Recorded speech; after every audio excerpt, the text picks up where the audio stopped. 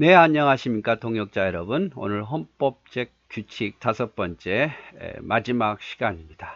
오늘은 혼인, 장례, 병자에 대해서 어떻게 할 것인가에 대해서 보도록 하겠습니다.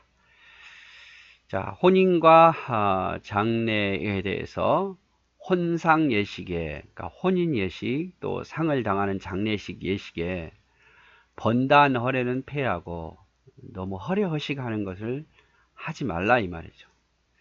정숙하고 간단히 행하며 비용을 절약해야 된다. 그래서 그리스도인으로서 사람에게 보이기 위해서 하는 거 아니잖아요. 결혼식도 그 하객들에게 우리가 부부임을 증인이 되는 거고 하나님 앞에서 예식으로 하는 거니까. 요즘에는 뭐 결혼식을 뭐 그 뭐라 해야 될까요? 앞에서 하는 걸 갑자기 이름이 생각이 안 나네요. 여러분이 답을 해주시고, 주례를 없이 하는 경우도 많고, 그냥 본인의 이벤트고, 그냥 딱 1년에 한 번이니까 뭐 하자, 눈 감고 하자 이러는데, 정말 저는 이제 인생을 살아보니까 너무 돈이 아까워요.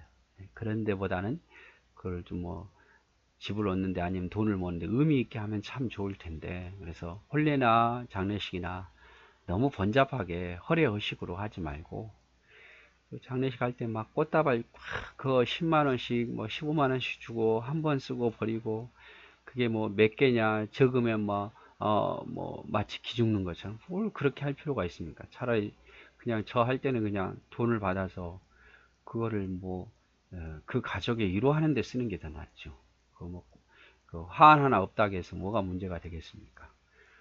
그리고 뭐 결혼식 때도 의미 있게 뭐 우리 부조 안 받을 수도 있고, 아니면 뭐 그걸 가지고 성교할 수도 있고, 자기 살림살이에 도움하는 게 훨씬 좋다 이 말이죠. 그래서 비용을 너무 화려하게 하지 말라 이 말이에요. 부모상의 상복은 소복을 입고, 양복인 경우에는 흰 상장을 가슴에나 왼편 팔 위에 붙인다. 그래서 보통은 요즘에 소복을 잘 안 입잖아요. 저희 부모님 돌아가실 때 저도 아이고 아이고 하면서 뭐 머리 하고만 했습니다만, 지금은 그런 거 안 하니까 대부분 다 검은 양복이나 검은 치마에 하니까, 그런 경우는 흰 것을 가슴에 한다든지 아니면 왼팔에 이렇게 붙이는 경우, 여성 경우는 이렇게 머리에다가 핀을 꽂는 것처럼 하잖아요. 그래서 장례식 상주는 배 감투를 쓰고 여자는 배 수건을 쓴다. 요즘 거의 안 합니다. 옛날엔 이렇게 했는데, 소복은 한복 때는 흰옷을 말하고, 그래서 소복은 흰옷을 말해요. 그래서 양복일 때는 검정색을 말한다. 그래서 요즘은 거의 상복 안 입죠. 네, 머리에 배 감투 수건 쓰는 일이 없어요. 옛날엔 그랬는데 요즘 거의 양복이기 때문에 간단한 흰색 어떤 뭐 팔에다 하든지 아니면 가슴에다 하든지 리본을 달든지 아니면 머리에다 꽂든지 이렇게 하는 거죠. 자, 복귀는 부모상에는 거의 1년이고 또 부상에는 6개월간 한다. 복귀는 상복을 입는 기간을 말하지만 현재는 당한 표시로 남자는 흰색 상장을 가슴 위에 붙이고 여자는 머리꼴에 꽂는 거 1년 동안은 하고 6개월 동안 하라 그래. 이것도 잘 안 하지요. 좀 번거롭다고 안 하고, 이미 돌아가신 분 뭐 그렇게까지 안 하죠. 안 하죠. 근데 뭐 헌법상은 옛날에 이게 되어 있고 지금에 맞게 또 수정을 해야 되는데, 이게 수정하는 게 또 모든 교회가 또 3분의 1을 얻어야 되니까 잘 어려운 거예요. 한번 헌법이 결정이 되면. 제가 이 그림을 좀 보았습니다. 기독교인들이 장례식을 행할 때 이런 순서로 주로 한다는 거죠. 먼저 들어가면 조문극 얘기에다가 쓰고 명부의 이름을 기록하고, 그 다음에 여기 서서 상주에게 좋았다고 잠깐 뭐 아는 척 목례를 좀 하고, 헌화와 하죠. 여기다 대부분 국화입니다. 우리는 향을 하는 게 아니라, 네, 뭐 교회 안 다니는 사람을 위해서 향도 하는데, 기독교인이라면 뭐 국화 정도 다 이해하니까 안 믿는 사람도 국화를 이렇게 헌화하고, 그 다음에 이제 그 앞에서 잠깐 기도하는 거죠. 기도할 때 죽은 사람을 위해서 기도하는 게 아니라 그의 가족들과 또 어떤 그의 가족의 축복을 위해서 기도하는 거죠. 이 장례식이 잘 마칠 수 있도록 기도한 후에 이렇게 상주에게 조문을 하죠. 맞절을 할 수도 있고 살아있는 사람에게 하니까 상관없습니다. 죽은 사람 앞에서 절하는 건 안 되고요. 살아있는 사람 앞에 서로 맞절하는 건 할 수 있고 아니면 뭐 악수할 수도 있고 그 상주의 장례법에 따라서 아니면 그냥 이렇게 고개하고 위로의 말을 할 수도 있고 그리고 조의금을 전달하고 이제 뭐 식사를 하고 가시든지 그냥 가든지 하죠. 그래서 뭐 조의금은 뭐 처음에 들어올 때 방명을 쓸 때 할 수도 있고 보통 이런 순서에 의해서 합니다. 그래서 중요한 건 국화를 놓는 일이 우리 기독교인의 어떤 상징적인 거지 향을 피우는 게 아니다 이 말이죠. 그리고 죽은 사람 앞에 절하지 말고 잠깐 기도하고 또 이렇게 살아있는 사람 앞에서는 맞절을 해도 되고 그렇다 이 말입니다. 자, 시신을 입관할 때에 관안에 고인의 성경과 찬송을 넣거나 또는 불에 태우는 일은 옳지 않고 잘 보관하여 고인을 추념함이 적당하다. 그래서 입관할 때에 그 관안에다가 성경과 찬송을 넣고 태우는 일은 옳지 않다 이 말이에요. 하나님의 말씀을 그렇게 태우는 일을 하지 말라 이 말이죠. 보관하라. 보관해서 차라리 뭐 요즘에는 그 있잖아요. 그 안에다가 화장해서 그 안에 넣는 곳에다가 그 항아리 옆에다가 차라리 작은 성경을 놓는 게 아니면 쓰셨던 성경을 놓는 게 좋죠. 너무 크면 집에다가 보관해서 우리 엄마 아빠가 할아버지 할머니가 이렇게 성경을 많이 읽었다. 그것도 괜찮은 거잖아요. 내가 태우지 말라 이 말. 별세자의 무덤이나 관 앞에 촛불을 켜거나 향을 사르거나 배려하는 일을 금한다. 이방인의 예법이에요. 그래서 촛불 켜고 또 뭐 향을 피우고 이런 이방인이 하는 일이니까 안 믿는 사람이 문화니까 우리는 국화로 놓는다 이 말이에요. 국화로. 부부간 일방이 별세한 후에 재혼하면 별세한 후 6개월은 지나야 된다. 꼭 법적은 아니지만 적어도 6개월 이상은 지나야 되지 않겠느냐. 한쪽이 돌아가신 후에 바로 결혼을 하고 뭐 이러면 덕이 안 되니까 6개월 이상은 좀 지나야겠다 이 말이죠. 기독교 장례는 매장을 원칙으로 하되 매장할 수 없는 경우는 화장도 가능하다. 84회 총회 때 요즘이 점점 화장이 대부분이니까 화장을 해도 된다 이 말이죠. 옛날에는 매장 문화였어요. 사람이 다 태워 죽어도 주님 부활하실 날 걱정하지 않아도 돼요.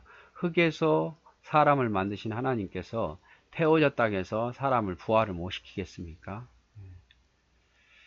자, 그리고 여기 몇 가지 제가 인터넷에서 찾은 건데요. 기독교 장로식에는 부고를 알릴 때 땡땡땡님이 소천하셨습니다 라고 말합니다. 소천이라는 말은 하나님의 부름을 받아서 하늘나라로 간 것을 의미합니다. 그래서 소천하셨습니다 이런 단어를 써야 된다 이 말이죠. 또 기독교 장로식에는 고인의 명복을 빕니다와 같은 말을 사용하지 않고 대신 유가족들을 위로하는 주님의 위로를 빕니다 같은 말을 건네는 것이 좋다. 만약에 그 사람이 예수 안 믿는 사람이라면 명복을 빕니다 보통 사람들이 하니까 써도 되지만 그 사람이 기독교인이고 그리고 같은 교인이라면 이런 고인의 명복을 빕니다 라는 것보다 주님의 위로하심을 빕니다 이게 더 옳다 이 말이죠. 또 허나 기독교 장로식에는 고인에 대해서 절을 하는 대신 그 앞에서 죽은 사람 앞에 절을 하는 대신 허나 국화를 놓는다든지 묵념 기도를 합니다. 허나 시에는 국화를 오른손에 들고 왼손으로 오른손을 받치는 자세로 합니다. 꽃의 방향이 미리 놓여지는 방향에 맞춰서 똑같이 하면 된단 말이에요. 뭐 앞으로 됐든 뒤로 됐든 앞에서 했던 대로 하시면 된다 이 말이에요. 상주에게 맞절, 헌화를 한 후 영정에서 한 발자국 정도 물러난 후 상주와 마주보면 맞절을 하거나 위에서 언급하듯 위로의 인사를 건네면 됩니다. 살아있는 사람에게는 절을 해도 되지만 죽은 사람 앞에서는 절을 하면 안 된단 말이에요. 그는 우상 숭배하는 거 같게 되니까. 옛날에는 다 이렇게 기독교 문화가 아닐 때는 다 그 앞에서 절을 하잖아요. 살아있는 사람 앞에서는 한 번 하지만 죽은 사람 앞에서는 두 번 하고 그렇죠? 그리고 장례 예배. 여기는 없지만 제가 장례, 목사님이 주로 기독교식으로 예배 하면은 최소한 네 번의 예배를 드립니다. 네 번의 예배. 첫 번째 임종 예배. 돌아가셨을 때. 돌아가신 분을 위해서 예배하는 게 아니라 가족을 위로하고 하나님께 영광 돌린 예배를 드리죠. 임종 돌아가셨을 때. 그래서 맨 첫 번째 이제 임종을 못 받더라도 맨 첫 번째 장례식장에서 드린 예배가 임종 예배고, 입관 예배 보통 그 다음날 하잖아요. 입관을. 그래서 고인의 얼굴을 다시 못 보잖아요. 이제 관에 이제 들어가 보는 봉인해 버리니까.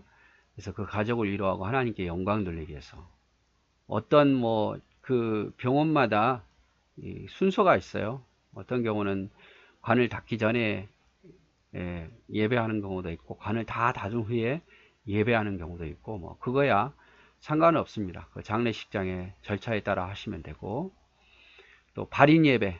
발인 예배는 장례식장에서 화장터나 무덤으로 가기 전에 이제 떠나는 슬픔을 위로하기 위해서 발인 예배를 드리죠. 그리고 이제 관을 옮길 때에 옛날에는 이렇게 찬송이 성도들이 따라가면서 차 안에 들어갈 때까지 찬송해지는데, 요즘에 다 싫어해요. 병원이 그렇게 막 소리내고 찬송하고, 또 사람들이 괜히 뭐 인정을 안 해주더라고요. 그래서 발인 예배, 떠나기 전에 하간 예배, 고인을 안치하고 무덤에 이렇게 땅으로 이렇게 다 한 후에, 아니면 화장터에서 화장을 하고, 그 다음에 이거 그 유골함을 항아리를 갖다가 보관하고 닫은 후에 마지막으로 가족을 위로하고 하나님께 영광 돌리는 예배를 드리죠. 그래서 임종 돌아가셨을 때 입관, 관에 이렇게 봉인되었을 때, 발인 이제 장례식을 마치고 장지에서 화장터로 떠날 때, 하가는 모든 것을 다 장례식을 마치고 이제 그 함에다가 문을 닫을 때, 그렇게 하간 예배를 드립니다. 다 이거는 가족들을 위로하기 위해서요. 또 이런 기회에 안 믿는 가족들은 하늘나라 소망을 전하는 거죠.